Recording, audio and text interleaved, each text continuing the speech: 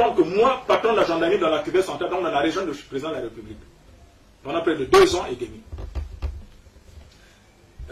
Madame Claudia Lumbumba avait une société, la SADEC, dans laquelle il y avait eu un problème de vol de 750 000 francs CFA. Eh bien, les 4 compatriotes qui avaient volé les 700, ils étaient nombreux, mais on avait pu mettre la main sur 4 compatriotes. Ces 4 compatriotes ont été arrêtés, gardés comme prévenus dans les locaux de la gendarmerie à Oyo. Dès lors qu'on avait réussi à mettre la main sur ces 4 compatriotes, eh bien, les sages d'Oyo se sont organisés pour dire que nous, ici, on avait décidé, en commun accord avec le président de la République, que désormais, la coutume doit faire foi dans la justice. Nous, les chefs coutumiers, nous devons peser. Lorsqu'on va voler dans Oyo, il faudra tout faire pour couper les doigts, les oreilles de ces prisonniers.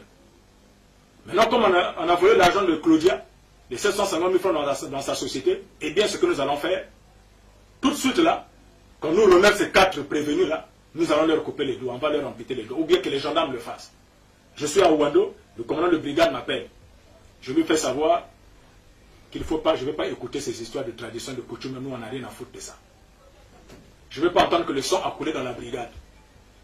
J'ai pris donc la tête de cette procédure moi-même. J'ai dit, vous êtes dessaisis, faites-moi venir toute la procédure, moi je vais régler cette question-là, et puis nous allons déférer ces gens-là au parquet. J'ai saisi donc le procureur de la République, j'ai informé le procureur général, parce que c'était une question qui devenait très sensible. Surtout que c'était une affaire qui se passait dans le district du président de la République, où le chef coutumier, à la limite, se passait pour des OPJ. À cet effet, les gendarmes ont respecté les instructions. Ils ont commencé à faire le travail tout en respectant, à la limite, toutes les instructions que je leur avais transmises à travers la phonie. Les sages ayant échoué de nous convaincre de couper les doigts ou les oreilles de ces 4 prévenus, qu'est-ce qu'ils vont faire? Ils vont nous piéger, ils vont attendre l'arrivée du président de la République à Oyo. Comme par année, le président de la République arrive 4 à 3 fois à Oyo, ils ont attendu. Et malheureusement pour nous, heureusement pour eux, ça coïncidait avec l'arrivée du chef de l'État dans les jours qui venaient. Et bien le chef de l'État arrive à Oyo, et lorsqu'il arrive à Oyo, les sages vont le rencontrer, ils en discutent, ils en parlent. Que nous avons des prisonniers à la gendarmerie, le commandant de compagnie de gendarmerie, à l'époque j'étais lieutenant plein, il ne veut pas couper les doigts, il ne veut pas couper les oreilles. Comment nous nous étions accordés? Pendant que les réunions là se font, je suis déjà à Oyo, parce que chaque fois que le chef de l'État arrive à Oyo, nous venons tous, le commandant de zone et consorts, nous arrivons tous là à Oyo. Je suis saisi de cette situation, je dis, nous on va rester de marbre, nous sommes des officiers de gendarmerie, nous sommes des auxiliaires de justice. Nous ne sommes pas des juges, nous faisons notre travail, nous constatons les faits. S'il est manifestement établi que ce sont eux qui ont volé, eh bien on les défère auprès du procureur. Si les faits ne sont pas manifestes, ce n'est pas notre problème, on les libère. Ça nous a créé des problèmes. Si vous n'êtes pas courageux, c'est peut-être être gendarme, être policier en République du Congo, être militaire. Mes frères compatriotes, mes très chers compatriotes, si vous n'êtes pas républicain, vous allez tomber dans les pièges de l'injustice. Mais moi, mon métier consistait à sauver le peuple, à sauver nos concitoyens. Mais dans les règles de la loi, dans les règles peut-être de l'art, dans le cercle et dans le cadre de la loi. Je ne peux pas sortir du cadre de la loi. Mais avec les sages, c'était un problème. Les chefs coutumiers d'Oyo étaient chauds. Je me disais, quand les autorités administratives vont arriver, c'est sûr qu'elles vont s'appuyer sur la loi et nous allons régler définitivement cette question. Non, je m'étais trompé. Un jour, alors que nous nous trouvions à l'usine d'Edou, donc l'usine on est en train d'inaugurer une usine à Edou, eh bien, nous attendions donc l'arrivée. On était là, des autorités, le préfet, le sous-préfet, nous étions nombreux là.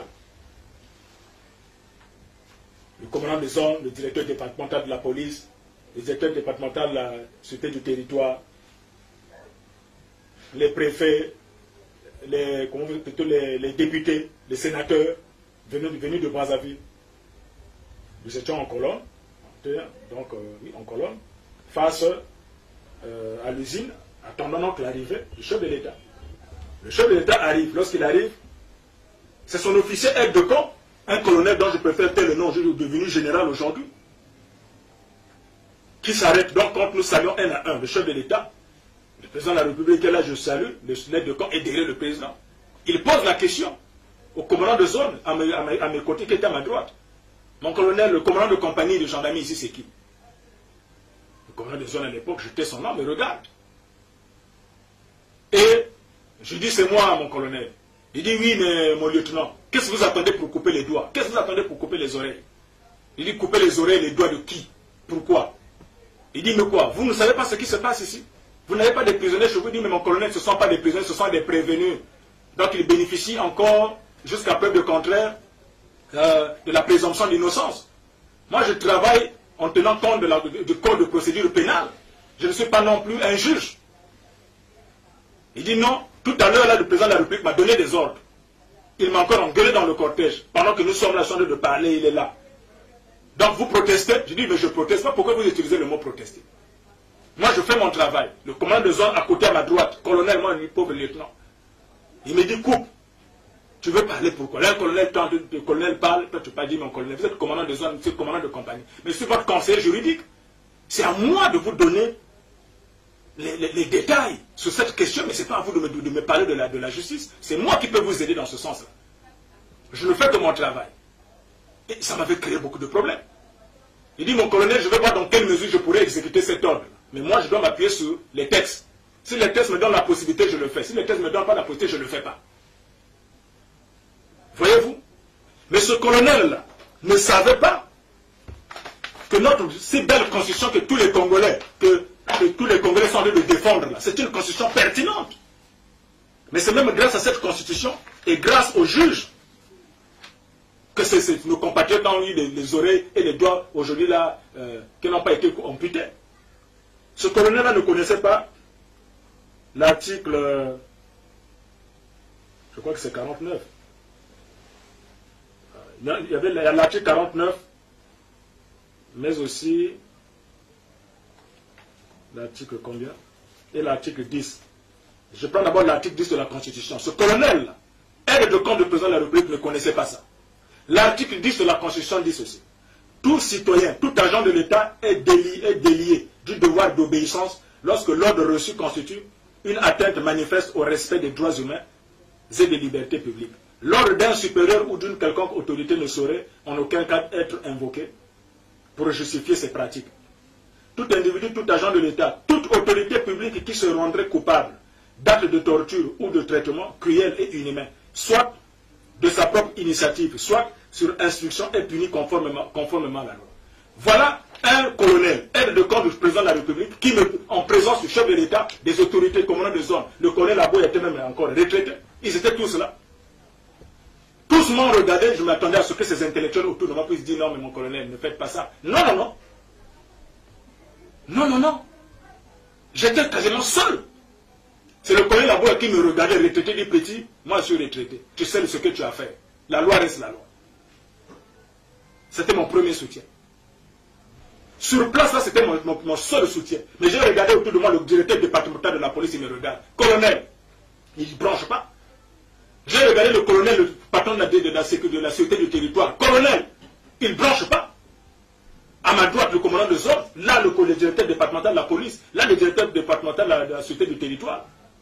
Si tu n'es pas républicain, si tu n'es pas un officier de gendarmerie formé, mais c'est très difficile. Tu ne vas pas t'en sortir. Tu vas faire quoi? À la fin, tu vas aller couper les doigts. Parce que c'est l'aide de compte du président de la République. Vous êtes à Oyo, vous êtes à Edou, chez eux. Mais moi, je suis resté accroché à la loi. Parce que je me disais qu'il y avait une justice sur laquelle je pouvais m'appuyer. Et donc, à cet effet, ce colonel ne connaissait pas qu'il avait un article 10 de la Constitution. Moi, je connaissais. Mais à la fin, qu'est-ce que j'ai fait? Ils m'ont dit de toutes les façons, mon capitaine, comme vous êtes en train de bouder, nous allons nous arranger. Je vous envoie l'ambulance. À partir de 12h30, 13h, il y aura l'ambulance, vous coupez les doigts, le ciel ne tombera pas. Mais le colonel a bien dit, avec beaucoup d'arrogance, nous avons beaucoup tué dans ce pays-là, le ciel n'est jamais tombé. Ce n'est pas pour quelques doigts qu'on va couper que le ciel tombera. Mais il s'adressait à un officier de police judiciaire. Vous voyez l'environnement dans lequel nous travaillons? Mais ça, c'est des menaces. J'ai dit non, je vais m'attacher à cela. Mais à 12h30, 14h, 13h, l'ambulance est bien arrivée. J'ai reçu Claudel Mbumba dans mon bureau, dans le bureau de la brigade, pour dire, mon lieutenant, qu'est-ce qu'on fait? Il dit, mais le président, c'est votre père. Faites tout pour le convaincre chez vous, là-bas. Moi, c'est mon président de la République. Il est le chef suprême des armées, le patron de la magistrature.